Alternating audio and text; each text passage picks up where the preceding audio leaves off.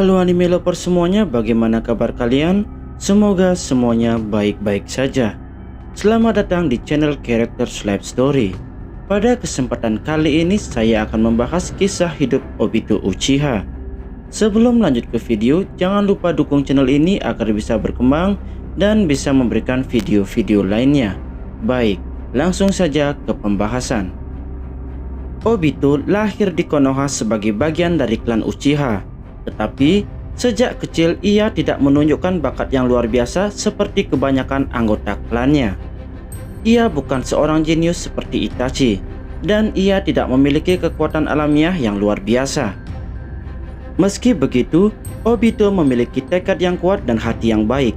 Ia bercita-cita menjadi Hokage, agar bisa mendapatkan pengakuan dan bisa melindungi semua orang yang ia sayangi.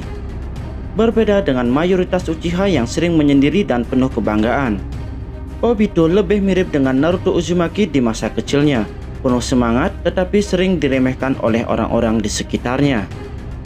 Saat masuk Akademi Ninja, Obito bertemu dengan dua orang yang akan menjadi bagian penting dalam hidupnya, yaitu Rin Nohara dan Kakashi Hatake. Rin adalah seorang kunoichi berbakat yang selalu bersikap lembut dan peduli kepada rekan-rekannya. Sementara Kakashi adalah seorang jenius yang selalu unggul dalam segala hal. Obito menaruh perasaan terhadap Rin, tetapi sayangnya Rin lebih mengagumi Kakashi. Meskipun begitu, Obito tidak menyerah. Ia terus berlatih dan mencoba membuktikan bahwa ia juga bisa menjadi ninja hebat. Namun, seringkali ia tertinggal di belakang Kakashi dalam hal kekuatan dan strategi. Ia juga memiliki kebiasaan datang terlambat di pertemuan tim dengan alasan membantu orang tua di jalan. Meskipun kebanyakan orang menganggap itu hanya alasan untuk menutupi kelemahannya. Setelah lulus dari akademi, Obito, Rin, dan Kakashi ditempatkan dalam tim 7 dengan Minato sebagai guru mereka. Dalam tim ini, perbedaan antara Kakashi dan Obito semakin terlihat jelas. Kakashi terus berkembang menjadi ninja elit, sementara Obito sering gagal memenuhi dalam latihan atau tugas. Namun, Obito tidak pernah menyerah. Ia selalu mencoba mengejar Kakashi dan membuktikan dirinya kepada Rin. Puncak dari persaingan mereka terjadi saat Kakashi dipromosikan menjadi Chunin, sebuah pencapaian yang membuat Obito merasa semakin tertinggal. Meski merasa kecewa, ia tetap berusaha untuk tidak menunjukkan rasa frustasinya. Saat Perang Dunia Shinobi ketiga pecah, tim Minato diberi tugas untuk menghancurkan jembatan Kanabi yang digunakan sebagai jalur suplai pasukan Iwagakure. Dalam perjalanan, mereka menghadapi situasi genting ketika Rin diculik oleh ninja Iwagakure. Keputusan yang diambil dalam momen ini menjadi titik balik dalam hidup Obito. Kakashi yang saat itu masih memegang teguh prinsip ayahnya bahwa ninja yang melanggar aturan adalah sampah, memilih untuk tetap melanjutkan misi. Namun, bagi Obito, teman lebih penting daripada misi. Ia dengan tegas menantang keputusan Kakashi dengan mengatakan mereka yang melanggar aturan memang sampah, tetapi mereka yang meninggalkan teman lebih buruk dari sampah. Kata-kata ini akhirnya mengguncang hati Kakashi, dan mereka pun bekerja sama untuk menyelamatkan Rin. Dalam pertempuran melawan ninja Iwagakure, Kakashi kehilangan mata kirinya saat mencoba melindungi Obito. Pada saat itulah Sharingan pertama Obito akhirnya bangkit, menandakan awal dari kebangkitan kekuatan sebagai seorang Uchiha sejati. Dengan mata barunya, Obito menunjukkan potensinya dan berhasil mengalahkan musuh dengan cepat. Setelah mengalahkan lawan, mereka akhirnya berhasil menemukan Rin dan membebaskannya. Namun, kebahagiaan mereka tidak bertahan lama. Musuh kembali menyerang, dan dalam kekacauan tersebut, gua tempat mereka berada mulai runtuh. Saat batu besar hampir menimpa Kakashi dan Rin, Obito mendorong mereka keluar, dan hal itu membuat ia tertimpa batu tersebut. Salah satu sisi tubuh Obito hancur, tidak bisa bergerak dan mustahil untuk bertahan hidup lebih lama. Ia tersenyum lemah, menerima nasibnya, dan dengan suara penuh ketulusan ia meminta Kakashi untuk menjaga Rin dan melindunginya dengan mata yang akan ia wariskan. Sebagai hadiah terakhir, Obito memberikan Sharingan kirinya kepada Kakashi. Dengan hati yang berat, Kakashi dan Rin terpaksa meninggalkan Obito yang mereka yakini telah mati di bawah batu tersebut. Tetapi pada akhirnya ia diselamatkan oleh Madara Uchiha, seorang legenda yang seharusnya sudah lama tiada. Madara membawanya ke sebuah gua tersembunyi dan merawatnya dengan bantuan Zetsu putih. Setengah tubuh Obito yang hancur digantikan dengan jaringan buatan yang memberinya kemampuan regenerasi luar biasa. Saat Obito sadar, ia terkejut mengetahui bahwa ia masih hidup dan langsung ingin kembali ke Konoha.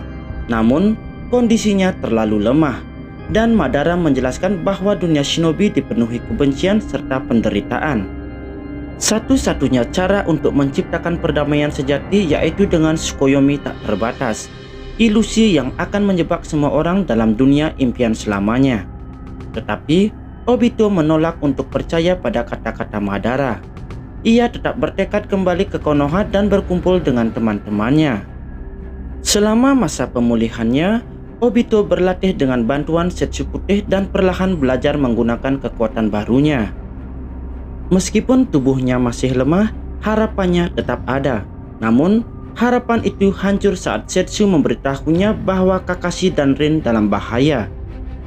Dengan bantuan tubuh Zetsu, Obito bergegas menuju lokasi mereka, berharap dapat menyelamatkan Rin.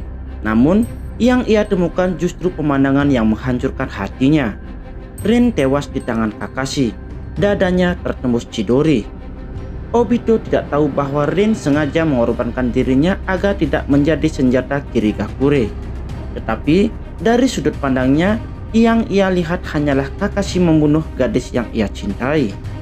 Kesedihan dan kemarahan yang mendalam membangkitkan Mangekyo Sharingan miliknya dan Kakashi secara bersamaan. Dalam sekejap, Obito mengamuk, membantai seluruh ninja Kirigakure di sekitarnya dengan brutal. Ia menggunakan Kamui untuk pertama kalinya, membuat tubuhnya tak tersentuh dan menghancurkan lawan tanpa belas kasihan. Setelah semuanya berakhir, Obito hanya berdiri menatap tubuh Rin yang tergeletak di tanah. Menyadari bahwa impian masa kecilnya telah hancur, ia kehilangan segalanya. Pada saat itu, hatinya ikut mati. Obito kembali ke tempat Madara dengan tatapan kosong, tidak lagi menjadi anak yang penuh semangat. Ia membuang nama lamanya, menerima identitas baru sebagai penerus Madara, dan mulai mempersiapkan diri untuk mewujudkan Tsukuyomi tak terbatas. Madara mengajarinya sejarah perang, klan Otsutsuki, serta rahasia kekuatan ekor 10. Kemudian, Obito pun mengasah kekuatannya, hingga akhirnya Madara menyerahkan seluruh rencana kepadanya sebelum ia meninggal. Dengan wajah tertutup topeng, Obito kini beroperasi di balik bayangan sebagai Madara Uchiha, pria yang akan mengguncang dunia shinobi. Setelah menerima identitas baru sebagai Madara Uchiha, Obito mulai menjalankan rencana besar. Langkah pertamanya adalah menghancurkan Konoha, desa yang dulu ia cintai tetapi kini hanya membawa luka mendalam baginya. Ia ingin membalas dendam atas kematiannya Rin dan menghancurkan tatanan dunia yang menurutnya penuh penderitaan. Waktu terus berlalu. Pada suatu malam yang gelap, Obito menyelinap ke dalam Konoha, menunggu saat yang tepat untuk menyerang. Saat itu, Kushina Uzumaki, istri Minato, sedang melahirkan Naruto. Sebagai Jinchuriki Kyuubi, kondisi Kushina setelah melahirkan sangatlah lemah, membuat segel yang menahan Kyuubi melemah. Obito memanfaatkan momen ini dengan menyusup ke tempat persalinan, membunuh beberapa ninja penjaga, dan menculik bayi Naruto untuk memancing Minato keluar. Dengan cepat, ia menggunakan Kamui untuk membawa Kushina ke tempat tersembunyi, lalu membebaskan Kyuubi dari tubuhnya. Dengan Sharingan yang ia miliki, Obito langsung mengambil kendali atas Kyuubi, membuat monster berekor 9 itu mengamuk dan menyerang Konoha. Desa yang damai seketika berubah menjadi lautan api. Bangunan runtuh, shinobi berjatuhan, dan warga sipil melarikan diri dengan ketakutan. Obito menyaksikan kehancuran yang ia ciptakan dengan penuh kepuasan. Namun, Minato tiba dengan kecepatan kilat dan langsung menyerang Obito. Dalam pertarungan 1 lawan 1 yang menegangkan, Obito menunjukkan keunggulan teknik Kamui yang membuatnya hampir tak tersentuh. Namun, Minato dengan kecerdikannya berhasil membaca pola serangan Obito dan menggunakan Hiraishin untuk menyerangnya di momen yang tepat. Dengan satu tebasan Rasengan, ia berhasil melukai Obito dan memaksanya mundur. Meski gagal menaklukkan Konoha, Obito telah meninggalkan luka yang mendalam. Setelah serangan itu, Obito tidak berhenti. Ia tahu bahwa untuk mewujudkan rencana besarnya, ia membutuhkan lebih banyak kekuatan. Salah satu langkah terpentingnya adalah mengambil alih Akatsuki, sebuah organisasi kecil yang saat itu dipimpin oleh Yahiko. Dengan menggunakan identitas Madara, Obito mendekati Yahiko dan Nagato, dua shinobi kuat dari Amegakure. Ia berusaha meyakinkan mereka bahwa cara damai tidak akan pernah berhasil, dan bahwa satu-satunya jalan menuju perdamaian adalah dengan kekuatan. Namun, Yahiko menolak bekerja sama dengan Obito. Tidak ingin rencananya gagal, Obito kemudian bersekongkol dengan Hanzo dari Amegakure dan Danse Shimura dari Konoha untuk menyebak Yahiko. Mereka memaksa Nagato untuk membunuh sahabatnya sendiri, dengan ancaman akan membunuh Conan jika ia menolak. Dalam momen tragis, Yahiko memilih menusukkan kunai ke dirinya sendiri, menyerahkan nyawanya demi menyelamatkan Conan. Kematian Yahiko membuat Nagato hancur. Obito memanfaatkan keputusasaan ini untuk mengendalikan Nagato. Dengan menggunakan identitas Madara, ia membujuk Nagato untuk menggunakan Rinnegan dan menjadikan Akatsuki menjadi organisasi yang lebih brutal. Nagato yang kini dikenal sebagai Pain mengambil alih kepemimpinan Akatsuki dan mulai merekrut ninja kuat dari berbagai desa. Perlahan, Akatsuki berubah menjadi organisasi bayangan yang bertugas menangkap Biju, sesuai dengan rencana Obito untuk membangkitkan ekor 10. Obito terus bergerak di balik layar, merekrut anggota baru seperti Itachi Uchiha, Kisame, Deidara, Sasori, dan anggota Akatsuki lainnya. Ia juga mulai menebar benih kehancuran di dunia shinobi, memicu peperangan di berbagai wilayah untuk melemahkan aliansi desa-desa besar. Dengan sabar, ia menunggu saat yang tepat untuk melancarkan perang dunia shinobi keempat, perang yang akan menjadi langkah terakhirnya menuju Tsukuyomi tak terbatas. Waktu terus berlalu. Obito Uchiha akhirnya tiba di tahap akhir dari rencananya yang ambisius, yaitu memulai perang dunia shinobi keempat. Dengan menyamar sebagai Madara Uchiha, ia menantang seluruh dunia shinobi untuk tunduk pada rencananya, yaitu Tsukuyomi tak terbatas, di mana semua orang akan hidup dalam ilusi tanpa rasa sakit dan penderitaan. Keyakinannya sudah tak tergoyahkan. Dunia ini telah mencuri Rin darinya, menghancurkan harapan masa kecilnya, dan menjerumuskan dirinya ke dalam jurang kegelapan. Baginya, dunia nyata hanyalah tempat yang penuh penderitaan, dan satu-satunya solusi adalah membawa semua orang ke dalam mimpi abadi. Dengan kepercayaan penuh pada kekuatannya, Obito mendatangi pertemuan 5 kage di negara besi, tempat para pemimpin desa besar berkumpul untuk membahas ancaman Akatsuki. Dengan suara datar namun penuh ancaman, ia menawarkan pilihan yang mengerikan, yaitu menyerahkan Naruto dan Killer Bee, atau hadapi perang besar yang akan mengubah dunia selamanya. Namun, para kage menolak tunduk pada ancaman tersebut. Mereka tidak akan menyerahkan dua harapan terakhir dunia shinobi begitu saja. Tanpa ragu, Obito pun mengangkat tangannya dan dengan tenang menyatakan, jika itu keputusan kalian, maka perang dunia shinobi keempat akan dimulai. Dengan kata-kata itu, era baru kehancuran telah tiba. Saat itulah seorang pria berambut putih mendekatinya. Dia itu adalah Kabuto Yakushi, mantan murid Orochimaru. Ia menawarkan aliansi. Dengan tatapan penuh percaya diri, Kabuto memperlihatkan keahlian dengan membangkitkan para shinobi legendaris menggunakan Edo Tensei, termasuk Itachi, Nagato, Deidara, Sasori, Hanzo, bahkan Jinchuriki yang telah mati. Meskipun awalnya Obito meremehkan Kabuto, akhirnya mengakui bahwa kekuatan Edo Tensei adalah aset yang tak bisa ia tolak. Dengan pasukan Edo Tensei dan ribuan klon Setsukute, Obito memulai invasinya. Medan perang berubah menjadi lautan darah ketika mayat-mayat yang tak bisa mati bertempur melawan shinobi hidup. Namun, Kekuatan utama Obito bukan hanya pasukan ini saja. Ia juga menghidupkan kembali 6 Jinchuriki yang telah lama mati dan mengubah mereka menjadi Six Paths of Pain versi terbaru, masing-masing dengan Rinnegan dan Sharingan di mata mereka. Mereka adalah senjata utama dalam misinya untuk menangkap Naruto dan Killer Bee.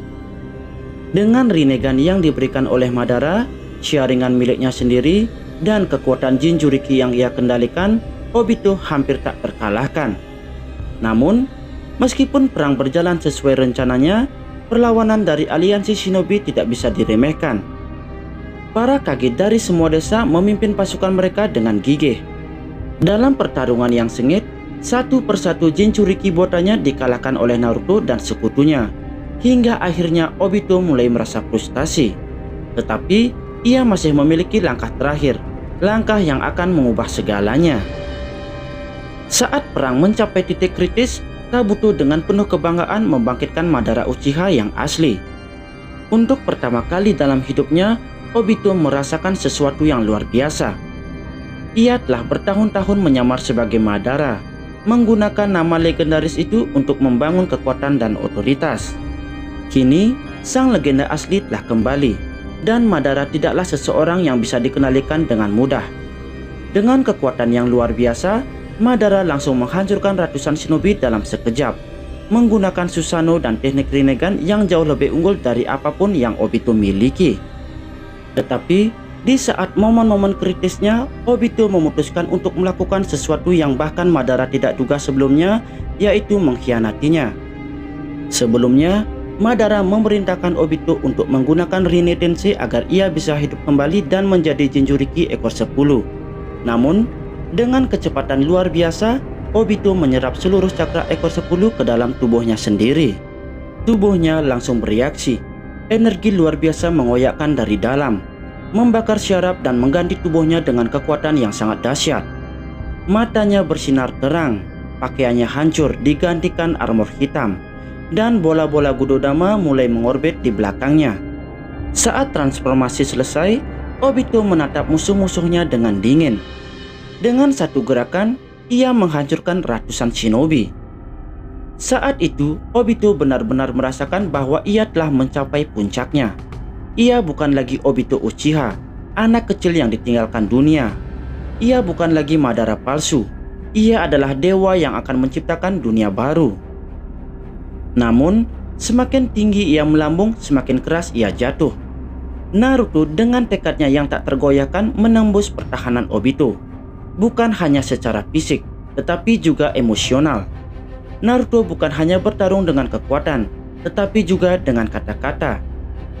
Kata-kata yang mengingatkan Obito tentang dirinya yang dulu, bocah kecil yang ingin menjadi Hokage dan melindungi teman-temannya. Obito pun mulai mengalami pergolakan batin yang luar biasa. Perlahan tapi pasti, Naruto dan Sasuke berhasil menarik semua biju keluar dari tubuh Obito, membuatnya ia kehilangan sebagian besar kekuatannya. Madara yang kini mengambil alih situasi akhirnya membangkitkan Kaguya Otsutsuki, makhluk yang telah lama tersegel. Pada titik ini, Obito akhirnya menyadari segalanya. Ia telah dimanfaatkan, dimanipulasi, dan ditipu oleh Madara dan Setsu Hitam sepanjang waktu. Namun, ia masih memiliki satu kesempatan untuk menebus kesalahannya. Pada saat kemunculan Kaguya, Obito sekarang berpihak pada Naruto, Kakashi, dan yang lainnya. Ia membantu mereka untuk mengalahkan Kaguya. Pada saat pertempuran melawan Kaguya, Obito melakukan tindakan terakhirnya yang penuh pengorbanan. Ia menyelamatkan Kakashi dari serangan Kaguya, menerima kematian yang seharusnya bukan untuknya. Saat jiwanya mulai meninggalkan dunia, ia melihat seseorang menunggunya di alam baka, yaitu Rin. Dengan senyum lembut, ia merasa bahwa akhirnya ia bisa beristirahat, bukan sebagai monster, bukan sebagai dalang kejahatan, tetapi sebagai Obito Uchiha yang sejati, seorang shinobi yang akhirnya menemukan jalannya kembali. Baik, itulah kisah hidup dari Obito Uchiha. Jika kalian memiliki pendapat lain, silakan kalian tulis di kolom komentar. Sekian video kali ini, sampai jumpa di video selanjutnya. Terima kasih.